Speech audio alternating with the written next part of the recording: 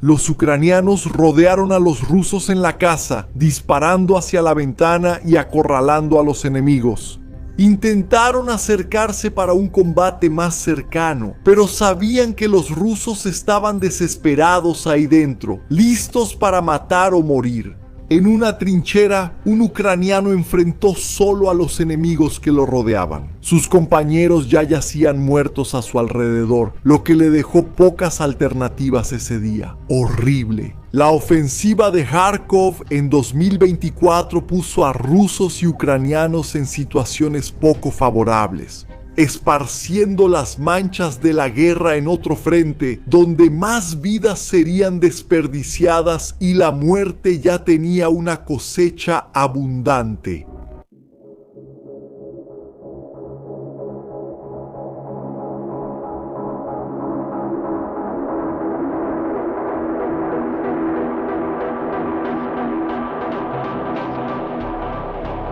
La ofensiva rusa de Kharkov comenzó como un gran desastre para Ucrania. Los dos frentes abiertos avanzaron en dirección a las ciudades de Kharkov y Vovchansk, sorprendiendo a las defensas mal preparadas de los ucranianos.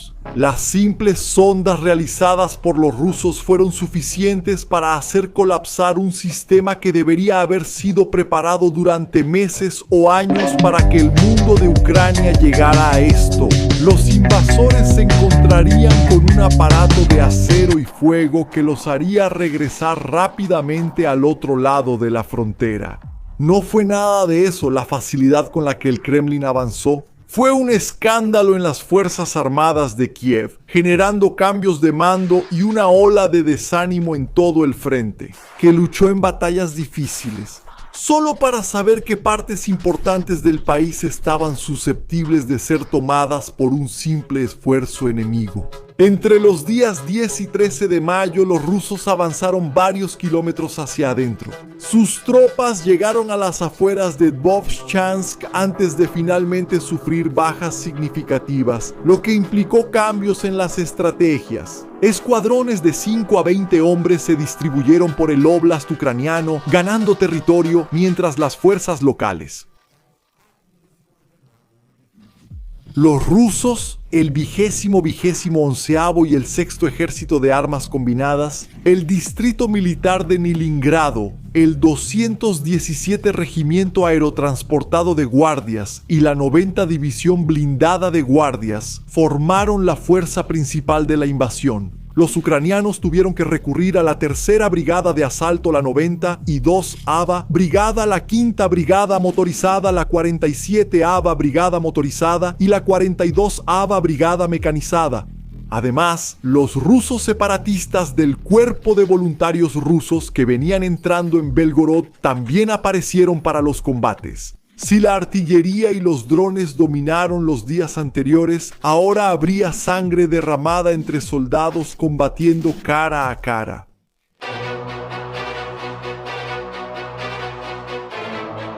Los rusos bombardearon cualquier señal de fuerzas ucranianas en las carreteras de Kharkov.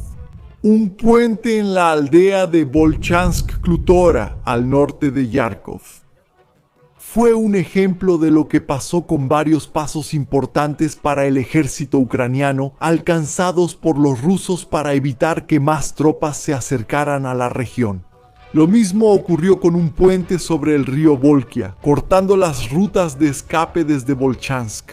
Cortar esa parte de la infraestructura era una estrategia básica de la guerra. Los rusos ya habían trazado otras rutas. ¿Y cuáles eran sus objetivos sin necesitar esos puentes? Claro que la artillería ucraniana siguió siendo objetivo de los Lancet, que volaron en tal cantidad en esos días que el propio mando de Kiev se impresionó. Los equipos fueron perseguidos durante todo el día. Había muchos observadores rusos en el cielo, transmitiendo todo a los Lancet hambrientos que volaron cuantas veces fuera necesario. Para sacar las piezas enemigas de circulación, los ucranianos incluso intentaron moverlas cuando resistieron al ataque. Sin embargo, en cierto momento ya no había nada que soportara los impactos.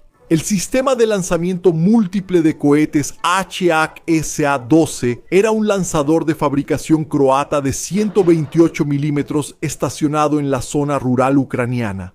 La munición detonó lanzando fuego alrededor y por poco no alcanzó las casas cercanas. ¿Y qué pasaría con un ataque ruso? Sin sus aviones volando con las bombas FAB, los Su-35 ni siquiera tuvieron que salir de las fronteras rusas para que sus bombas planeadoras llegaran a los objetivos. En Yarkov explotaron en las líneas de armas ucranianas, las llamas se elevaron en la noche, recorriendo las trincheras con ansias de devorar las vidas de los defensores. Fueron múltiples disparos en los puntos señalados por los drones observadores. Esos instrumentos aéreos estaban atentos desde hacía días.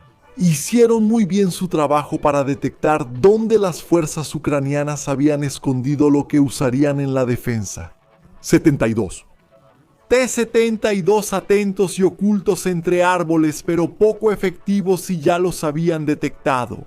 El Lancet apareció para cumplir la misión, entrando sin timidez entre las copas de los árboles. El sistema de defensa aérea Strelatran era un equipo soviético altamente móvil, precisamente para ser desplazado a posiciones necesarias y aún estar oculto de las fuerzas enemigas. Su movimiento se realizó demasiado tarde. En aquellos días de mayo, otro de los retrasos de las defensas ucranianas que hicieron perder un equipo importante. Los soldados rusos continuaron caminando por las carreteras, abriéndose camino, pero también sufriendo con lo que los ucranianos tenían para contraatacar.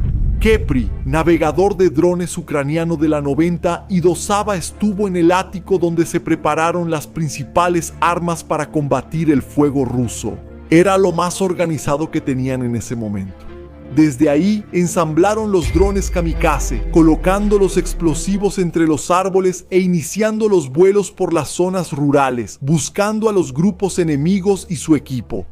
Los pequeños escuadrones de avance dificultaban la localización del enemigo, pero los observadores desde el cielo estaban pasando las coordenadas a la mayor velocidad posible. El problema también era ser detectados por vuelos rusos que lanzaban misiles en tormentas contra el suelo y trincheras, explotando todo alrededor. Para debilitar las defensas ucranianas, Kepri mantuvo la calma y buscó los objetivos. Los drones volaron en la noche del 14 de mayo y soltaron los explosivos sobre los camiones rusos, acabando con el transporte rápido de algunas tropas. Esos rusos, con vehículos destruidos y sin comunicación efectiva con los drones, tuvieron que desplazarse por su cuenta y ahora eran víctimas de las cámaras ucranianas. Fueron vistos intentando cruzar el río, caminando lentamente para rodear las defensas.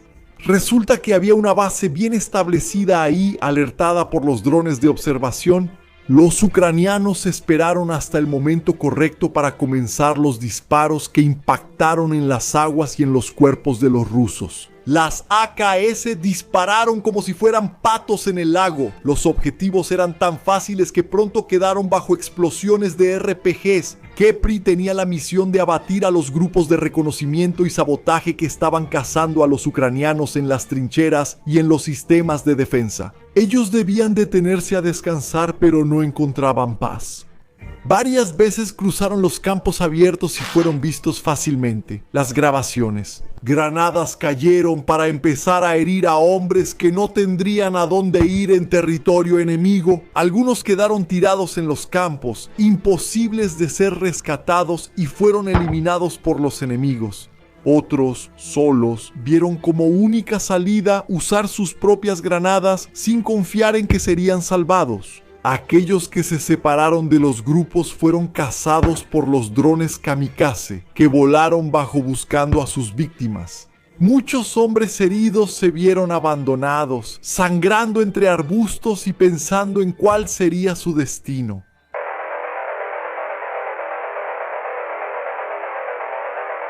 Los rusos se fueron acercando cada vez más a Vovchansk.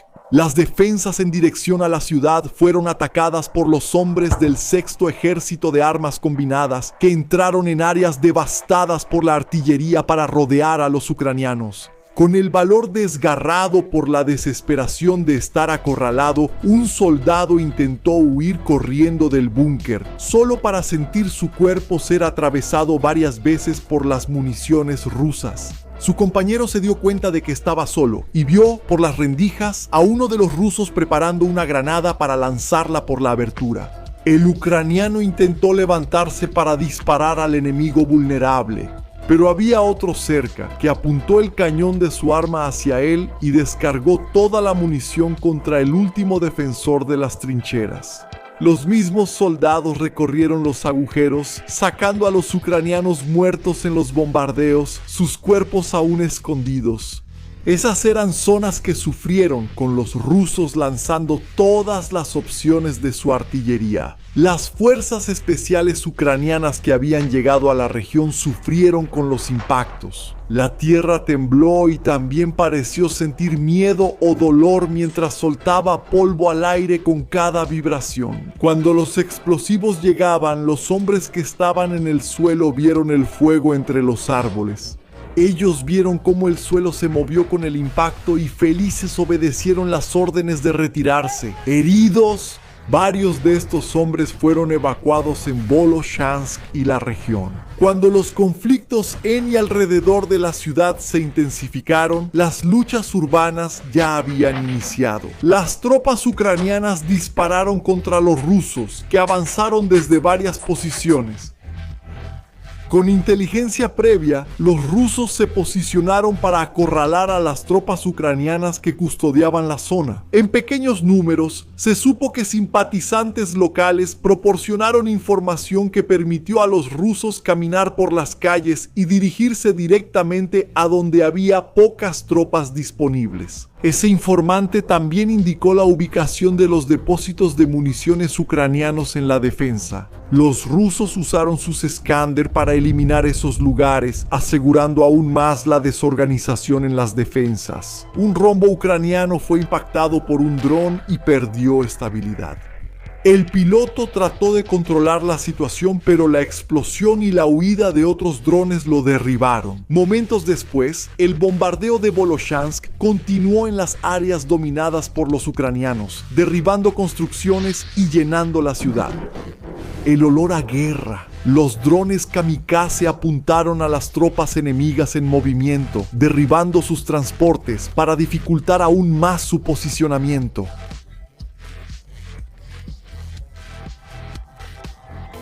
Soldados del Kremlin avanzando entre los barrios más alejados y entrando cada vez más en la ciudad, con sus campos más reunidos en las colinas Psijene-Sarmevtu. Una vez que toda la estrategia estuviera completa, algunos de ellos terminaron encontrándose con los ucranianos que prepararon las defensas en los bosques de Vovchansk. Los soldados de Kiev dispararon las granadas con sus lanzagranadas. Al oír los estallidos de pólvora, hombres con M249 dispararon para abrir paso a sus compañeros. Los fusiles marcaron los troncos de los árboles y reemplazaron los cantos bucólicos de los pájaros. Por la guerra solo quedaban marcas de dolor y sangre donde la pólvora contaminaba el aire. Los ucranianos de las fuerzas especiales de Kiev sabían lo que hacían. Algunos se rieron ante el desafío, demasiado acostumbrados a paisajes peores al pasar por Bakhmut, Kupiansk o Robotín. En poco tiempo estaban cazando a los rusos en medio de las casas del campo, apuntando desde ventanas y muros. Y emboscadas que destrozaron a los escuadrones enemigos que aún no habían llegado a su objetivo. El humo subió más rápido hacia donde apuntaron los operadores. Un vehículo de transporte fue destruido con los rusos dentro, mostrando que las estrategias de los pequeños grupos tenían sus problemas. Muchos de ellos fueron completamente destruidos al ser tomados por sorpresa y sin oportunidad de recibir ayuda. La tercera brigada de asalto encontró a uno de esos grupos de rusos avanzando por el borde del bosque. Ellos no sabían que la posición estaba bien protegida, porque en ese momento muchos de esos escuadrones ya habían perdido la ventaja de la sorpresa y de la confusión en las comunicaciones ucranianas. La ametralladora resonó con notas de maldad, golpeando la piel de los soldados enemigos.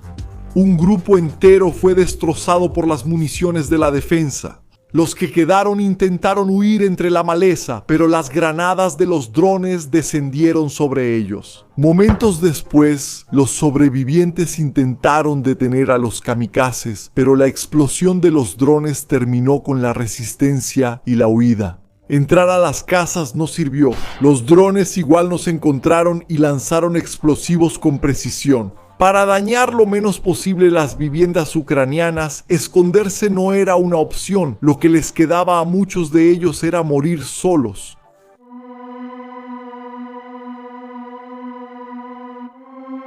Obviamente los rusos ya estaban dentro de Volchansk y exhibieron sus banderas para marcar el avance. Sus drones continuaron con la misión de evitar que los transportes ucranianos colocaran a las tropas en posiciones adecuadas. Los tanques ucranianos fueron alcanzados en el camino hacia las posiciones designadas, dejando puntos desprotegidos para el avance ruso. Esos blindados ardieron en las carreteras de Volchansk, justo cuando los ucranianos más los necesitaban. Más puentes cayeron bajo el fuego ruso, intentando cercar la ciudad. Para un avance aún más fuerte en la zona urbana, los rusos tomaron el hospital central de Volchansk. En una operación extraña, los soldados se dispersaron y algunos hicieron cosas absurdas como saltar por ventanas sin estar bajo ataque.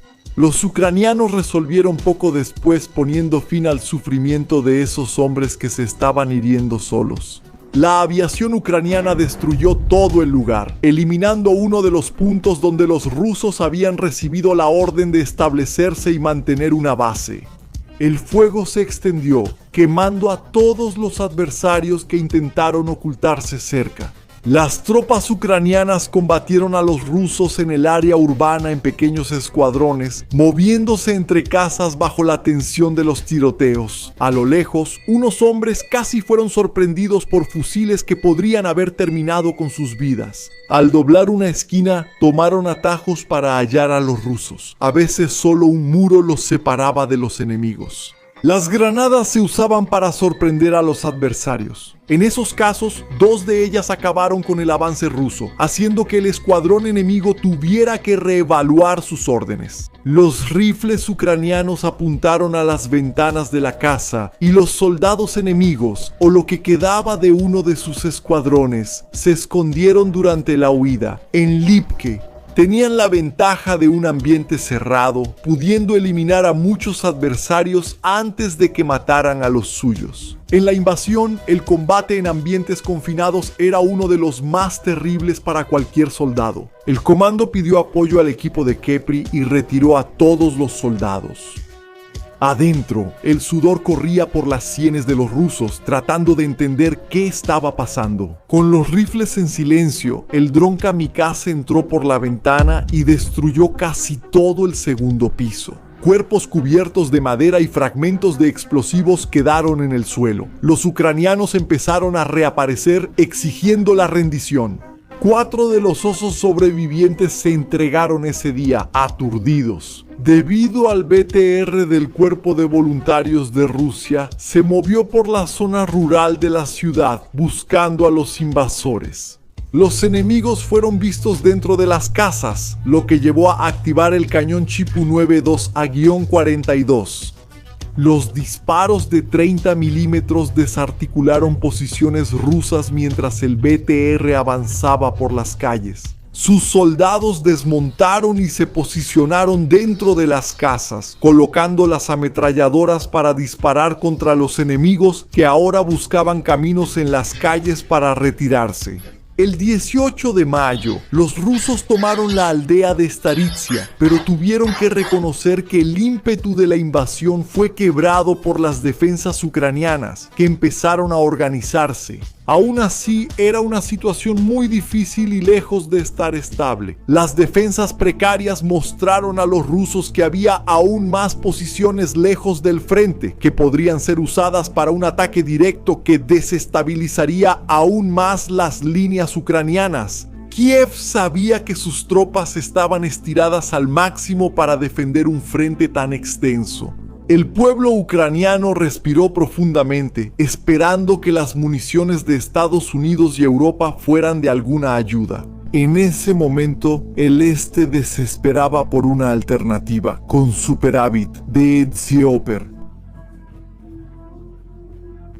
Soldados y oscuridad continuaría por un buen tiempo, con cadáveres rusos abarrotando el suelo y pudriendo el mundo con más del hedor de la guerra mientras continuaban sus avances en territorio ucraniano.